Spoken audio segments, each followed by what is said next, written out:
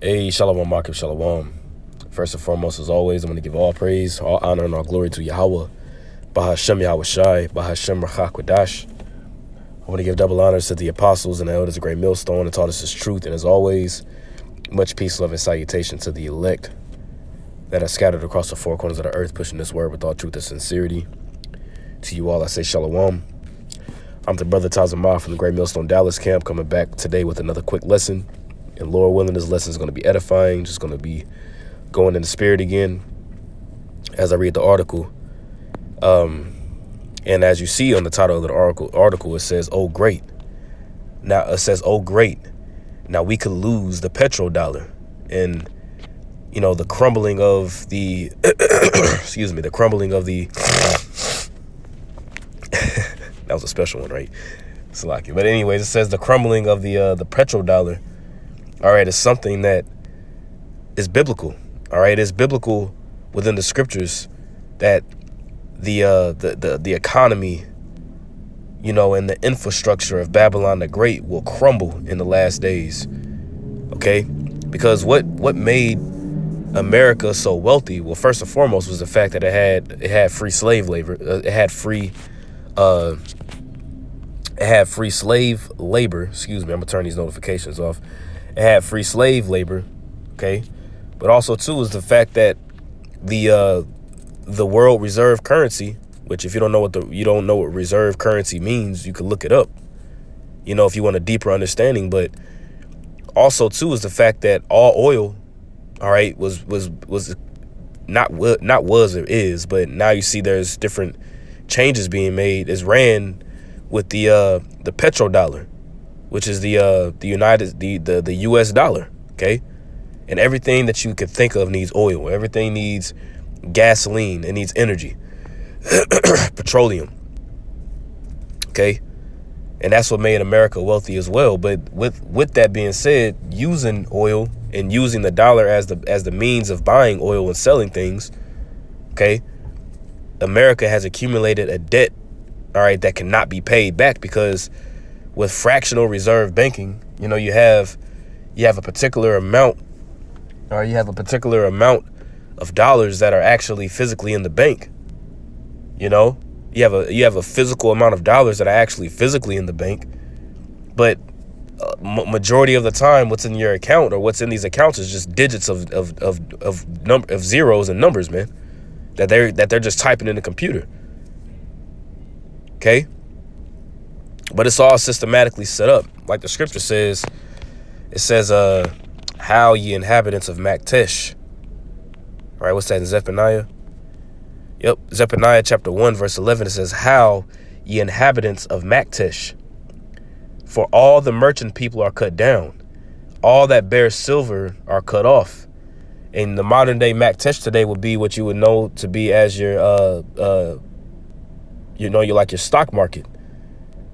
Okay, because Maktesh was an ancient merchant city.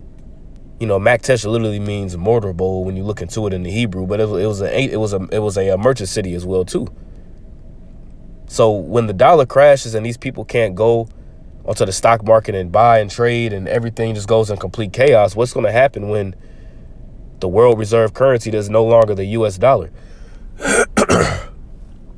All these dollars that are circulating in the country, what's going to happen? All these dollars are going to flood back to the country, which is going to create what you see, or what you're going to know as hyperinflation. It's going to look very similar to what was happening in the Weimar Republic. You see? And if you don't know what was happening in the Weimar Republic, look it up. But it's going to look very similar. Okay, so we're going to read some of this article and just roll in the spirit. It says the economic sanctions that have been imposed upon Russia have caused immense damage, but a loss of the petrodollar would be absolutely devastating for the U.S. economy, like we just mentioned, and it just wouldn't hurt the U.S. economy. It would hurt all economies, because that's why Babylon is known as Babylon the Great, the mother of all harlots. It's also recognized and known as Babylon having a golden cup in the Lord's hand, which made all the nations of the earth drunken. You see, because through these different policies and contracts, of the WEF, which is the World Economic Forum. All right, the World Bank, all these different banking systems that are set forth. All these different nations are pretty much connected. But you have these nations that are looking to, find ways around the petrodollar by using, other CBDCs, which are central bank digital currencies, which are now going to be more and more prevalent in the news as we come into the, more and more into the last days. But they're going to be looking at the Chinese yuan as a sense of buying and selling oil. The Russian ruble, the euro. Why do you think Libya, all right, when Gaddafi was ruling in Libya, why do you think they toppled Libya? Because Gaddafi wanted to sell his oil using a gold standard, going back to a gold standard using the euro. So what happened? They waged a so-called waged war, in Libya, just like they waged war in Iraq, they waged war in Afghanistan, they waged war in Syria. They did all these different wages of war in these different areas, ultimately over position and over energy. And who's going to control more of the pie when the global reset takes place? All right. It says since making an agreement with the Nixon administration in 1974, the Saudis have traded oil exclusively for U.S. dollars, and that agreement in 1974 was the creation of what you call OPEC.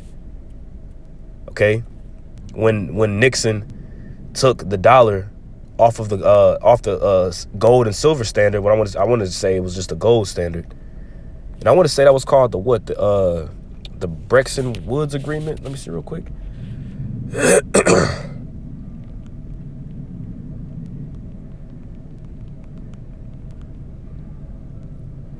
The Bretton Woods Agreement.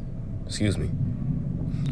The Bretton Woods Agreement and system created a collective international currency exchange regime that lasted from the mid-1940s to the early 1970s. The Bretton Woods system required a currency peg to the U.S. dollar. The Bretton Woods system required a currency peg to the U.S. dollar, which was in turn pegged to the price of gold. So that's what actually pegged the U.S. dollar to the price in gold. Okay, but in 1974,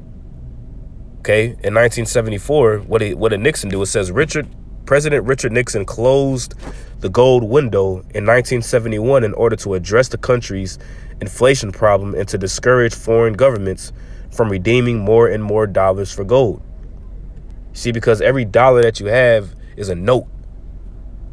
Okay, it's a note of how much in weight of gold you're supposed to get back. That's why when you look on your dollars now, it says this is a Federal Reserve note. It's a debt. See, because all these dollars in circulation should mean something. Now you got these central banks that are just printing out more and more and more dollars, but it's not backed by anything. That's why the scripture says in Habakkuk. Let me close that back out and reopen back this. In Habakkuk 2, or is it 3? Habakkuk 2, excuse me. It says Habakkuk chapter 2, verse 6. Start at verse 5. It says, yea, also, because he transgresseth by wine, he is a proud man, neither keepeth at home. And this is talking about Esau. Okay, the wine that he transgresses with is his philosophies, all right, his ideologies, his lies, okay, his laws that he passes. He transgresses by wine. And what does wine do? It makes you drunk. So these different nations have become drunk off the wine and philosophies of Babylon the Great. Like when you read in Revelation, the 17th chapter, Babylon, the whore that rode upon the beast, she had a golden cup in her hand full of abominations. It says he is a proud man, neither keepeth at home. That's why he's all over the place. Okay, he has embassies in every single country, man. Okay, it says neither keepeth at home, right? It says, who enlargeth his desire, who enlargeth his desire as hell, which can hell be filled? No, hell can't be filled, but he enlargeth his desire as hell. Like he can't be satisfied. He's not going to stop. He's just going to keep going and going and going and going, right? It says, and is as death, and that lines right up in Revelation 6, right? And cannot be satisfied, but gathereth unto him all nations, and heapeth unto him all people. That's why America is known as the great melting pot. Okay, all nations and all people have drunken of the wine and philosophies of Babylon the Great. Shall not all these take up a parable against him, all these different nations? You read about that in Obadiah 1, right? And a taunting proverb against him, and say, woe to him that increaseth that which is not his. See, he's going into these different land masses and going into these different countries, trying to increase that which is not his, trying to increase his enterprise or his hegemony, if you will. Westernization, just as in America, Westernization has happened throughout the whole world, damn near, man. Right? It says, how long? And to him that ladeth himself with thick clay. And that thick clay, when you go into the Hebrew, that word is abatyat, which means that thick clay is debt. Okay, that's why America realistically is hundreds of trillions of dollars in debt. But when you go to the national debt clock, it tells you that it's about 28 trillion dollars in debt, which is never going to be paid off. All this debt that's accumulated. So that tab is being just tabbed up. So eventually that inflation bubble is going to just pop, which is what you currently see getting ready to take place very soon. Okay. It says today, approximately 80% of all oil produced in the entire world is traded for dollars. That's proof. So is this the Vatican? No, man. America is Babylon the Great. 80% of all oil produced in the entire world is traded for dollars. And the petrodollar has become one of the foundational pillars of the current global financial system. That's why when you go into these different banks, when there's a sanction that's being placed on a nation, that sanction cuts a nation off from being able to trade. Now I'm going to use the word trade, but being able to pretty much have access to a large sums of money within their major banks, for lack of better words. That's what a sanction does.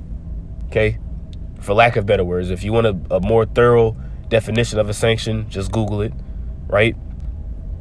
But what operates sanctions typically is the SWIFT banking system, which is operated by who? America, the Bank of International Settlements, but mainly the SWIFT banking system, right? It says most Americans don't realize this, but far more dollars are actually used outside of the United States than inside the United States. And having the reserve currency of the world is a massive advantage for us, right? It's an advantage because the country that you live in, with the US dollar being the reserve currency worldwide, it makes that nation wealthy. See? It says up to this point, there has been an insatiable demand for US dollars all over the planet. And that has allowed us to enjoy a standard of living that is way above that we actually deserve. This is the country or the nation, like we read yesterday, this is the nation that dwelleth without care. See, this is that wealth, go into that wealthy nation. That's talking about America. See, this is the land of the free, as they say. You know, let's read that last part again. Up to this point, there has been an insatiable demand for US dollars all over the US planet, or excuse me, all over the planet. And that has allowed us to enjoy a standard of living that is way above that which we actually deserve. Because you go to these other different countries,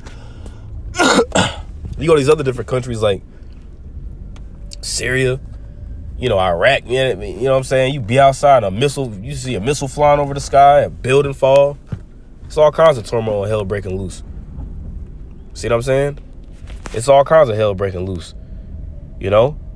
But with the United States dollar being the reserve currency, these people over here have been rocked to sleep due to its riches. if you will. You see? That lines up with riches, the wealthy nation. It's Jeremiah 49, I want to say it is. Yep, Jeremiah 49:31. Arise, get you up into the wealthy nation that dwelleth without care, saith the Lord Yahweh, which have neither gates nor bars, which dwell alone. And this wealthy nation is talking about America. And these people dwell without care, man. These people over here live recklessly. You know, they eat GMOs every single day. You know, you got fast food restaurants all over the place. You can get alcohol anytime that you want. You know, all kinds of freakism goes on over here. You know, this is the land where you could live it up. But that's getting ready to change very soon. It says, unfortunately, all of that could be about to change. And that's right. All this is about to change, man. Quickly. It says, as I have stated many times over the past year, Joe Biden is surrounded by the worst foreign policy team in U.S. history. Because, I mean, look at Joe Biden, man. Look at that man. Let's get the precept. As the ruler, so are the people. Was that in the Apocrypha? Yep, Ecclesiastica is chapter 10, verse 2. It says, as the judge of the people is himself, right? As the judge of the people is himself, so are his officers. You see that? Look at Joe Biden's cabinet. Do we even gotta explain? You just had a dang thing from the alphabet community. You had a thing pretty much be nominated as the woman of the year. You got a damn dude that's into, you know, bestiality and all that kind of stuff. And you know, he's a nuclear physicist. You know, all kinds of madness, man. Look at this man's cabinet. All kinds of freaks. Because he's a freak himself. And this man, since JB been in office, man, look at this. Look at America, man. Look at America. Everything corrupt and falling, man. Morality is at an all-time low. Gas is at an all-time high. Prices of food is at an all-time high, man. You know?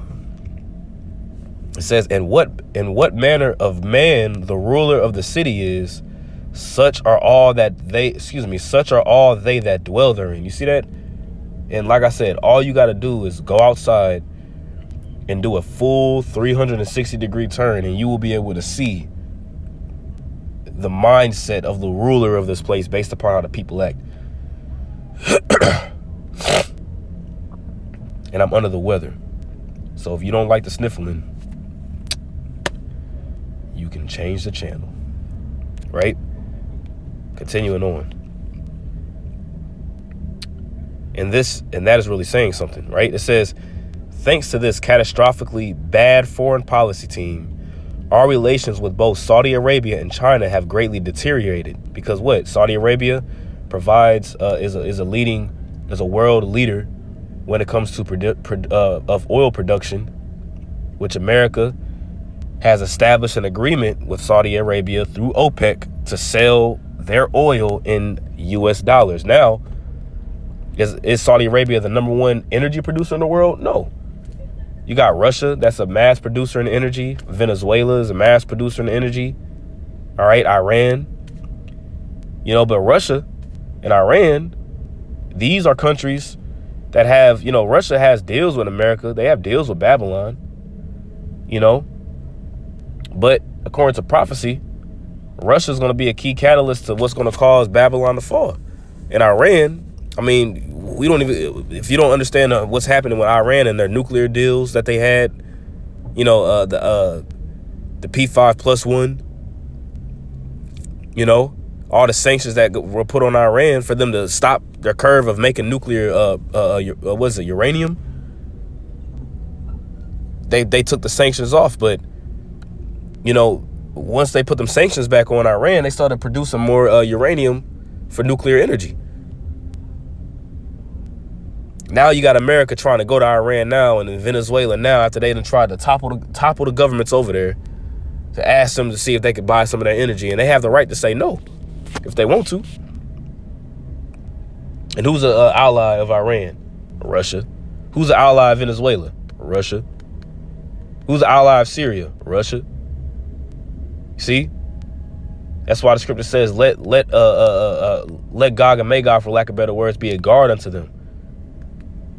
See that? And it's all biblical prophecy, man. It says, thanks to this catastrophically bad foreign policy team, our relations with both Saudi Arabia and China have greatly deteriorated. And this has resulted in them developing closer relations with one another. In fact, the Wall Street Journal is reporting that it looks like the Saudis could soon start pricing the oil that it sells to China in Chinese currency. So now they like, look, now we could begin to possibly sell our oil in the yuan. You know, with this special drawing rights, if you will. This basket of currencies, right? You know what it tells you? That that when you read 2 Esdras, the 16th chapter, the Arabians, where are we at? Let me see real quick.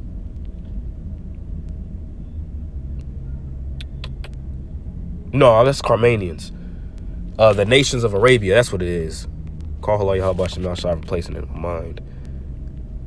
Yep, here it is. 2 Esdras 15 and 28. It says, behold an horrible vision, and the appearance thereof from the east. Okay, where the valley of Jehoshaphat is, over there in the Middle East region, right? Where the nations of the dragons of Arabia shall come out with many chariots. These are the Saudi Arabians. Shall come out with many chariots. And the multitude of them shall be carried as the wind upon the earth, that all they which hear them may fear and tremble. Because they're going to come up against Babylon the Great. They're going to come up against America, man. You see that? They're going to come up against Babylon the Great. According to prophecy, right? So lock him outside, so you know, it could get a little bit more louder. You know what I'm saying? Right? So let's read it. It says the US dollar may be on its way out as the global reserve currency, which is prophecy. Right? It tells you that the grinding shall cease. See? It says Saudi Arabia is actively engaging in negotiations with Chinese officials to price oil sales to China in yuan instead of the US dollar. And that's prophecy. That's going to weaken the United States currency, right? It says if the two countries decide to conduct business using the Chinese yuan instead of the US dollar, this could mean trouble for America's dominance as the global economic hegemon. You see that? That will hurt America in their process of being the global being the global power, if you will, right? Because what? They're no longer going to have that power to have that dominance. You see? This would be a tremendous blow to the U.S. and the Saudis know it. So perhaps Biden should not have called Saudi Arabia a pariah. And perhaps his foreign policy team should not have angered the Saudis multiple times over the past 12 months. See, because what? You know, you bite the hand that feeds you. They got the power to cut you off. They got the power to cut you off, man. You bite the hand that feeds you, man. You see? And that lines up with Obadiah, the first chapter, where it says that they that have ate that bread have laid a wound under thee. Okay? Let's see how much is left in this article. It's a little bit more left. But, you know, I got to actually get ready to start camp. But, you know, Lord willing, I just want to do a little quick hit, man. You know, I seen this title of the article. I'm like, yeah, I'm going to roll in the spirit. And what the Lord feed me, I'll get some precepts. You know what I mean? So, you know, Lord willing, this lesson's edifying to the elect of the nation of Israel. I want to give all praise, honor, and glory to Yahweh, Ba'ashem, Yahweh Shai, Ba'ashem, HaKadosh. Double honors to the apostles and elders, a great millstone that taught us his truth, and much peace, love, and salutation to the elect. Shalom.